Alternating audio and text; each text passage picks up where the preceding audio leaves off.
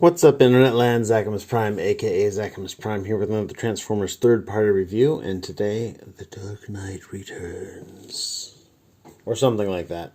This is the first part of I guess it's not Zeta Toys. I guess it's technically Moon Studios this week. They, ever since the big debacle with their Unicron, they've just, it seems that Zeta has been putting out something under a different name each time. But this is definitely something that started off as a Zeta Toys prototype, so we're pretty certain that that's who it is. They're probably running this through a shell corporation because Takara right now is running their train set. Raiden, that's what it is. I don't know. I don't know what all the Japanese names of the figures are. This guy's got a name in Japanese, but I don't know what it is. But it's Dark Knight on the box, so that's what I'm just going to go with. Yeah, they probably run. They are probably running this through a shell corporation because Takara is running their Trainbot set, which, well, I haven't actually handled one, so I wouldn't reserve. So I would reserve judgment until I do, but it does not look as elegant as one of these guys. Though that being said, if I'm being perfectly honest and maybe a little bit spoilerific here, I think this guy is a little bit cleaner than the other one. Partly due to the fact that his alt mode is more boring. So it's easier to turn a box into a robot than it is to turn a like shaped fuselage thing into a robot. But anyhow, so yes, there he is, the Dark Knight. Let me get this up so you can see the top of his head. Point it down so you can see the bottom of his feet. Really good painting all throughout. Some dark blue here. Some metallic, like a little bit of metallic black. I'm pretty certain that's paint. It could just be plastic, but I'm not sure. He got die cast in his feet, die cast in his thighs. Some gray back here. A little bit of cream color for the train trim. A lot of that train trim is covered up in this mode. You're going to see all that once we get him transformed. Really good looking figure. A lot of heft to him. A lot of size to him. I'm not sure what the official chart is supposed to be, but here's my Transform Element Optimus, and he's almost exactly the same size, so they're big. If I was to have one gripe about this figure, it would be that this Smoky Plastic is maybe a little too smoky. It would have been nice if these colors kind of popped a bit more, but it's neither here nor there.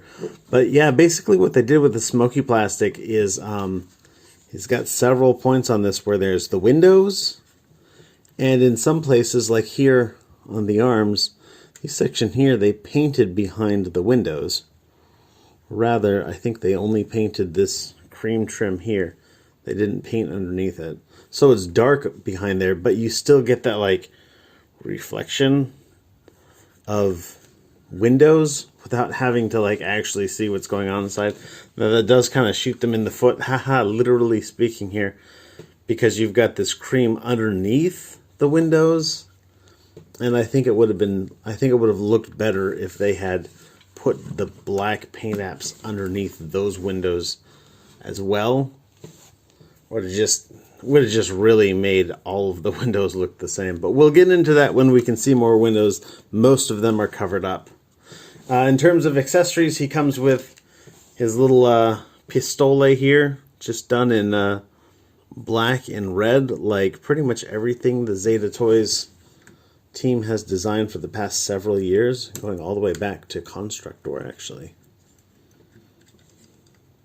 And there's a little slot on both of these sides of that handle so we can hold it in either hand and just fit that into a slab, a tab. Ugh, slab. That's what I get for trying to say slot and tab at the same time. Efficiency is not always the best course. Thank you. Anyhow, so that just fits into a tab on his wrist. I got a loose joint here, and it's just on this arm, and it's a little bit of a bummer.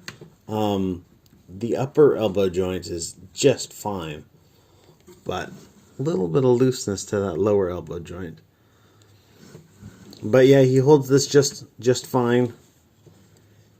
Then we've got a bigger gun, which I'm again, I'm trying to get ahead of myself. I need to calm my lips down. I'm pretty certain this is supposed to be a combiner accessory, but you do have a handle here that will flip out. And it will tab in just like so. And he'll hold that as well. It'll look big, but he'll hold it.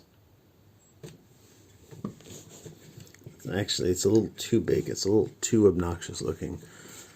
You can also take this and combine them together, slide that in, rotate it, tab it in. It does not really tab in well at all. But yeah, you can have both of them together if you want. You can also store this.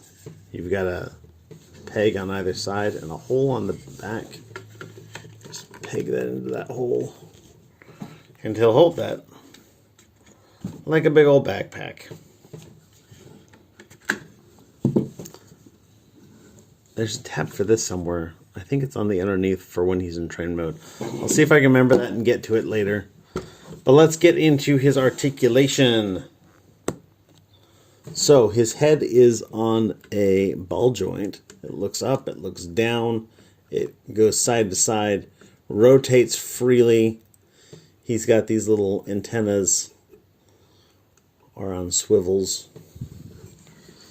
His arms have got some jointage to them. You can pull this flap up or it'll kind of come up on its own.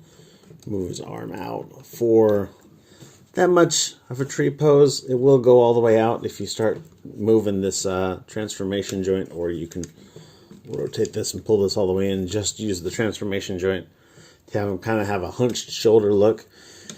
You've got this flap here is on a hinge, so it'll move slightly if you need it to. In this mode, you shouldn't really need it to. Like I mentioned before, he's got a double jointed elbow. I'll bring him up for...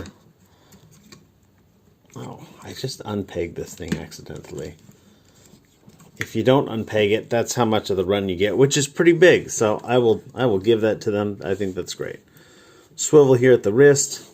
The thumb is on a ball joint and then a hinge that keeps the thumb on, and then each of these fingers is on a little ball joint at the bottom that doesn't really get you a lot of wiggle, but it will curl in and out just fine. And then a single mid finger joint. So he doesn't have typewriter fingers, but he also doesn't make the most elegant looking fist either. It's always, well, not always, but it's usually a toss-up between those things. It's very few that you find figures with perfect fingers. In fact, I only have one figure that I would identify as having perfect fingers. There's like a little panel back here that if you pull this tab, let me get my little tool out.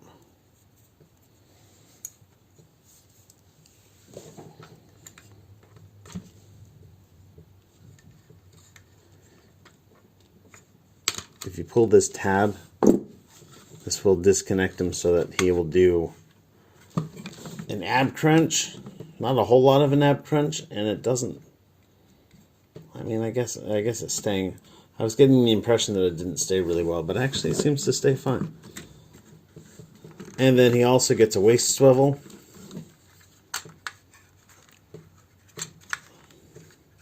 Though this one you may need to unpeg his back for part of that. and or plug this thing back in. Yeah, I don't know. It's kind of weird. I don't know why they did the waist joint like that with the like tab that keeps the ab crunch in. I don't know. He's got his waist armors right here, and that will bring his leg forward on a ratchet, that far backwards, and it will come out on a smooth joint for the full Van Dam.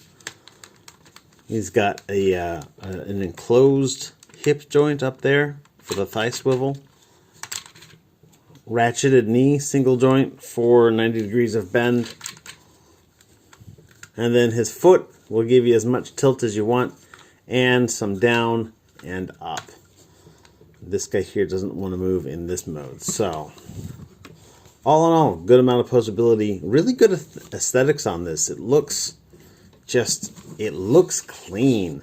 He does have this backpack thing here, but I'm pretty certain from what I've seen from my, 10 seconds of Googling as my research on the figure before I review it, pretty certain this is fairly canon, so. But yeah, no obvious gappiness to it at all, and it's just really nice. I do like they have like painted details on the inside here. A lot of slickness going on. Good details, good surface details. I like them greebles. But anyhow, let's get this guy transformed up. I'm going to move this down a little bit, and we're just going to try and keep this all in frame as best we can. So if you pull on this chest, which by the way, there's die cast in that chest as well. I forgot to mention that. This chest kind of opens up. You want to take his antenna and kind of tilt them back a bit. That'll allow you to tuck them in, and even tilted back, they'll still come fully within that. You can close this back up. We won't need that head anymore for the rest of this transformation. On the hands, you want to, this is actually going to be kind of like some of the Zeta Toys aerial bots, in that this is going to open up, and you do want to open it up farther than the 90 degrees. And then you kind of got to rotate the hand and weasel it around this tab right here. Curl the fingers into a basic approximation of a fist. Combiner Wars this part down like so. Close this back up. You want to open this guy here. This is going to come out on this little double hinge, and then this guy slides back and forth. So while we've got it in this position, there's this hinge right here that's going to break a tab right back here. So this is not the elbow joint, this is a tab. And that's going to allow you to bring this all the way around. There's a tab here and a slot there. Plug that tab into the respective slot, and there you go. I've got some issues with this panel straightening out all the way. It'll look fine in alt mode. It's just not going to be fully straight in the interim. And so, with this thing... Whoa. Alright. Sorry about that. So with this elbow put out of the way... Now, from this regular arm position, you can bring this up.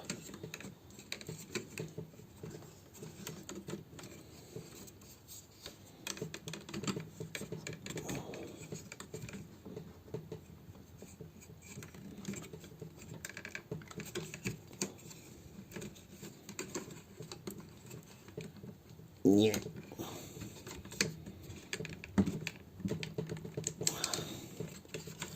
It is fighting me today. Why? Because the camera's on. That's why.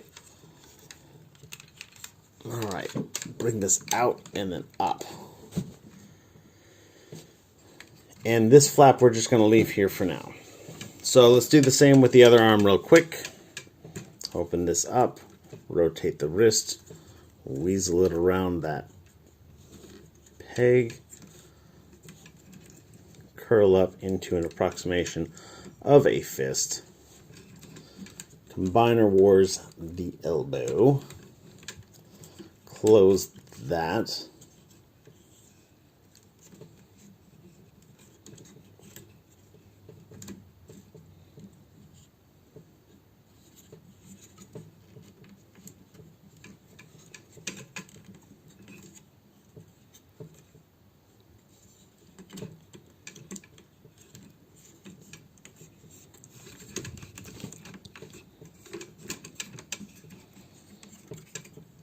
Open up this panel here. Let's see, that one wants to go straight. Peg and tab. Rotate this out. Rotate it up. And there we go. Now from here, I generally like to come around and do the backpack. So we're going to take this part, fold that out. Fold that out. Bring this around. This is going to unpeg from these tabs here. Now you see we've got these two pegs right here. Maybe you'll see they are black on black. So maybe hard to see. My tripod is not tripoding very well today. I'm going to straighten out the stance so it's going to lower my tripod a bit. Alright, so we've got these two tabs down here that the backpack was plugged into earlier, and we've got these two pegs right here. We're going to bring this up on its double hinge, and those tabs and pegs are going to plug back into it, but in a different spot. This guy here is going to open up and open up. And so feel out those tabs and pegs. Now this guy here, this is a sliding hinge right here, so we're going to pull that down, bring this up, and then push it the rest of the way down. And then these panels we're going to have to like move out of the way a little bit.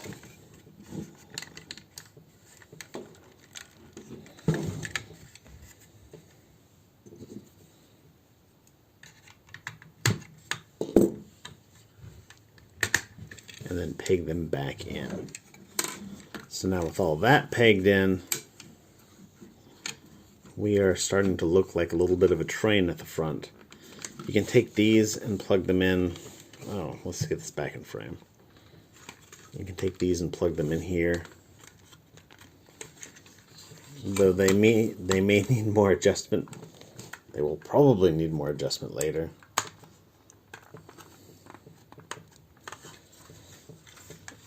And then this guy here, I'm just going to leave this open for now. So now coming into the feet, let me lower this a little bit. Coming into the feet, what you want to do is unpeg this panel here, rotate this around on a little ball joint. It's going to come down and come past that corner right there. You want to take this panel here, fold that up, and then come around to the back, fold this panel out, and then fold this panel out. And then you kind of got to rotate this to get these three little pegs. See these three little pegs? Not the three little pigs, but the three little pegs. Get those pegs to go into those holes. You'll see here from this line not lining up that we're not in the right position yet, but we're getting there. There's a panel here that you want to pull out. Then you want to pull this section out and then rotate this section into place and then close this one right back up.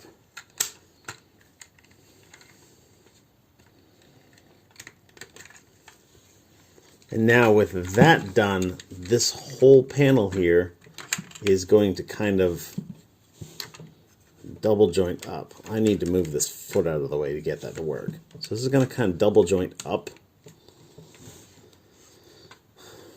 You want to take his foot, bend it down, rotate his toe all the way around, bend this back into place. And you've So this ankle was on a double joint. We've now moved that up to match with the rest of this. There's a bumper panel here. We're going to pull that out. And now we can start pegging things together. This guy comes out and we'll peg into the white bumper once you get it around this corner. Some of these corners are a little jank. I'm not gonna seat panels yet. We're gonna get this other leg done up. So that was the leg all done. Again, I'm leaving this panel open on purpose, and I'm not pegging any of this in on purpose yet. We will get to that. Let's go for the other foot. I'm just going to pull this out right now just for the sake of simplicity. This is what I meant. This is it when it's in the robot mode and it's going to move up like that into the vehicle mode, but we're not quite there yet. Pull this up. Unpeg this. Rotate that around. Fish it around that corner. Bring this panel out. Bring this panel out. Let's get these pegged together while it's convenient. You can do it when it's inconvenient, but it's not very convenient.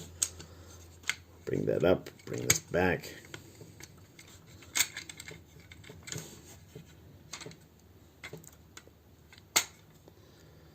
Alrighty. Double joint this whole panel forward. I guess it would be up in this relation because now we're going opposite of the wheels.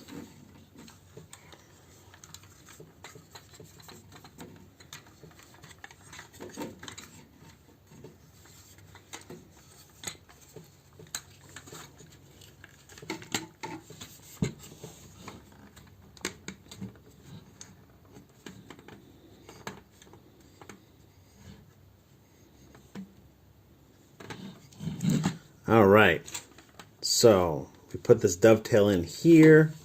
There's a dovetail over here. I put that panel in there. I put this panel, this tab is going to go in here. The front halves are going to tab together.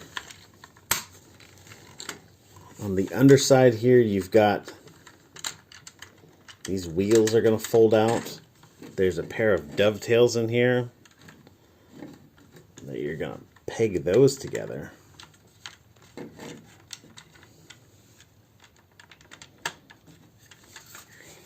Which actually makes a surprisingly secure connection. And now we're going to bring this down.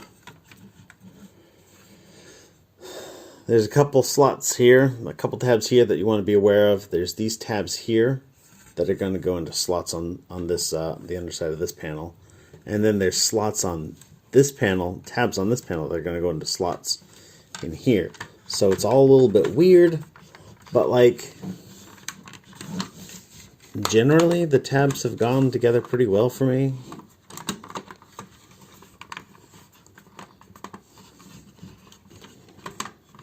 But since I've got the camera on, anything is possible, I suppose.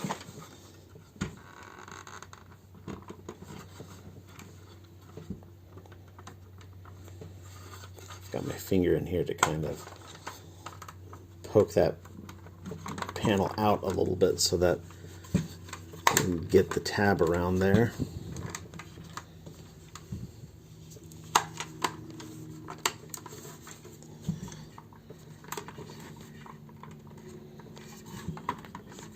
And then before I call it done, I pull these out, and then there are little tabs that you flip up. There's a tab here and a tab here.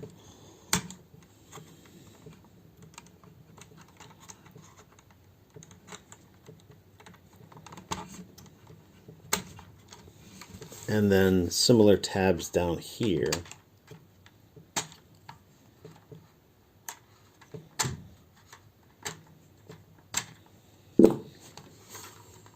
And there he is, all complete.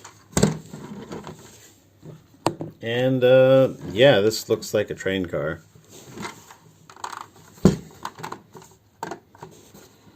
Given the fact that he's only got windows on the front and the back and not on the sides, I would not say that it's a passenger train car. I'm not sure exactly what kind of train car it is. It's got to be an engine for like a subway train, I guess. Because it definitely has that subway train vibe. But like, without any windows, it's also got to be an engine, right?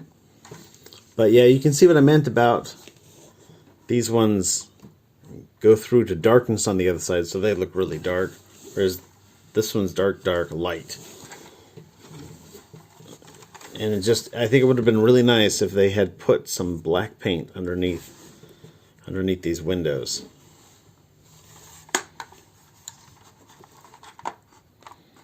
That little dovetail is the only one I'm really having issues with right now.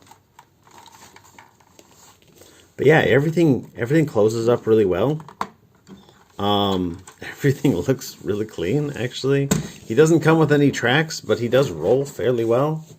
You can take this guy here and plug it in underneath. At least there's a tab there, but that tab is not holding, that slot is not holding this at all. I was pretty damn certain that was for this, but maybe I'm wrong. Imagine that. This still can go in this little panel on the top if you want to. But yeah, it has this cool little semicircle mounting system here. So this still turns. This is just on a regular hinge, so of course that turns freely. So I like that. I like that it turns, even though it separates. That's clever engineering. But yeah, there's the Dark Knight, and it's a good-looking figure. It's not terribly expensive, especially compared to the official Takara release, of which this version, this character has not come out yet. But if it's anything like what they've got a couple of them for release at like $250 each, whereas this guy is like just over 100, I want to say. I don't know. This is on loan to me, so I haven't priced this yet. But it's going to make a nice big train combiner, and I'm very excited for that. But anyhow, thanks everybody for watching. You guys are fantastic. Everybody stay awesome. Be good to each other. I'll catch you on the flip side. See ya. Bye.